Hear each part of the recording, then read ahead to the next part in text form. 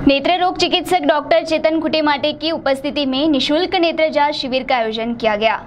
यह शिविर किस परिसर में आयोजित किया गया, आइए देखते हैं इस खबर में।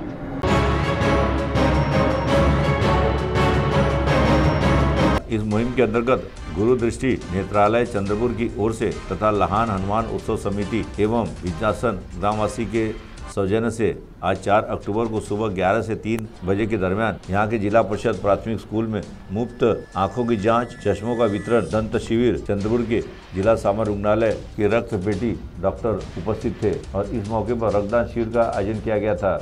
इस कार्यक्रम का उद्घाटन मुख्याध्यापिका अनिता पेलनाम के हाथों किया गया और इस कार्यक्रम के अध्यक्ष के रूप में विदर्भ के प्रसिद्ध डॉक्टर चेतन खुटेमाटे मौजूद थे तथा अन्य मान्यवरों में डॉक्टर कमलेश वैरागड़े, सहायक अभियंता जयप्रकाश लोनगाड़गे, डॉक्टर शंकर ठावरी, डॉक्टर अनंता मत्ते, डॉक्टर आशीष देवतड़े, डॉक्टर दुर्योधन, पूर्व नगर सेवक सातपुते, जगन दानव, अनूप खुटेमाटे आदि की उपस्थिति थी। इस शिविर में 1000 लोगों को चश्मों का वितरण किया जा रहा है।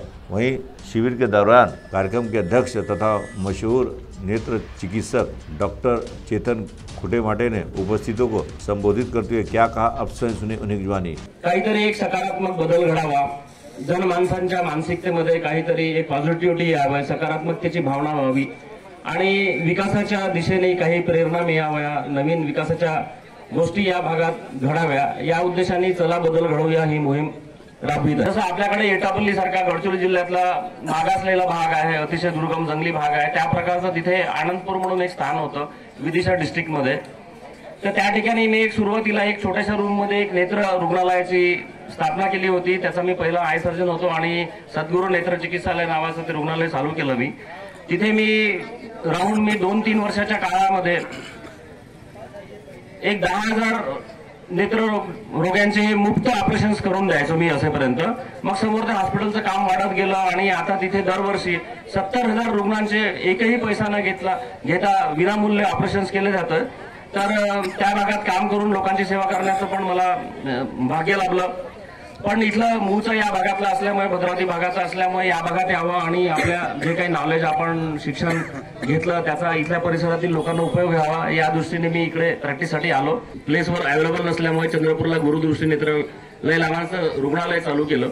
या परिसरातलं ते सगळ्यात मोठं रुग्णालय आणि या रुग्णालयाच्या माध्यमातून आम्ही विविध कॅम्प मागच्या 20 वर्षापासून घेत असतो। गडचिरोली सारख्या दुर्गम भागातही घेत असतो, आणखी ग्रामीण भागात महिन्याला 1-2 असं काही ना काही चालूच असतात उपक्रम। एक डॉक्टर म्हणून काम करताना असं लक्षात आलं की आपण पूर्ण प्रयत्न केला, लोकांना सेवा दिली, तरी आपल्या दवाखान्यातून आपण जेवढ्या लोकांना मदत करू शकतो त्यात काहीतरी लिमिटेशन्स आहे।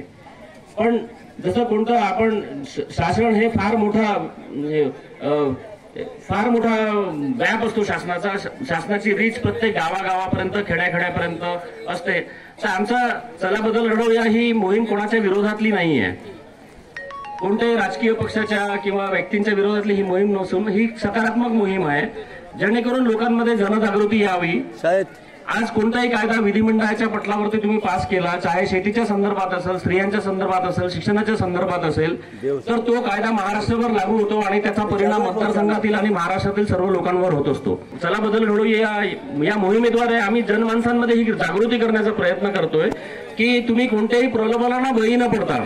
आता तुम्हाला पण माहिती आहे की या भागामध्ये सुधीरभाऊ सातपुते सारखे चांगले इथे नगरसेवक आहे, या भागात चांगलं काम करतात, त्याचा परिणाम लोकांच्या जनमानसावर पडत असतो आणि काही भागातले नगरसेवक तेवढा इफेक्टिव्हली काम करत नाही, त्यांचा परिणाम पण त्यांच्या वार्डात दिसत असतो। हे एक उदाहरण म्हणून झालं तरी चांगले जनप्रतिनिधी समजा विधानसभेत गेले आमदार खासदार म्हणून, तर जनमानसाच्या जीवनामध्ये चांगल्यापैकी फरक पडू शकतो। या मोहिमेच्या द्वारे आम्ही अनेक जवळपास वरोरा भद्रावती तालुक्याचा संपूर्ण परिसरात आम्ही जिथे ग्रामीण भागात गरज आहे असे अनेक ठिकाणी कॅम्प्स घेतले। जवळपास 10 ठिकाणी आम्ही 10-15 ठिकाणी मोठे मोठे कॅम्प्स घेतले। 15,000 रुग्णांची नेत्र तपासणी केली आणि त्यांना मोफत चष्मे वाटप केलं। एक राजकीय लोकांनी, सर्वपक्षीय राजकीय लोकांनी पुढाकार घेतला पाहिजे, जेणेकरून त्या भागात नवीन उद्योगधंदे येतील आणि रोजगाराच्या नवीन संधी निर्माण होतील। आता उद्योगधंदे काढायचे म्हणजे आजकाल फक्त पॉवर प्लांट काढायचं आणि प्रदूषण पसरायचं एवढ्यापर्यंतच विषय राहिलेला आहे।